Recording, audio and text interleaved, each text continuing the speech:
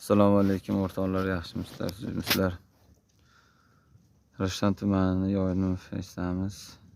2026-yil 27-fevral haftaning juma kuni.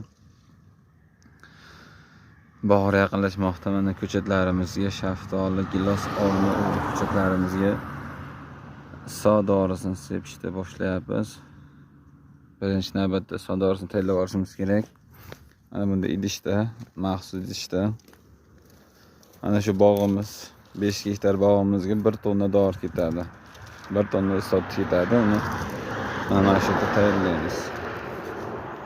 Mana suvga 100 kg ohak va 200 kg oltin gurgurt, yana 1-2 mayda deb shampun, parashok, sovun bir narsalar ketadi. Hozir Bahodir aka mana bilan birga o't qilib mana shu 5 soat 6 soat qaynatib mana shu yerda dorini tayyorlaymiz. Mana shunday dori tayyorlash kerak bo'lsa yoki maslahat, yordam kerak bo'lsa aloqaga chiqaverasizlar. Biz shu yerdamiz. Mana shu bog'da.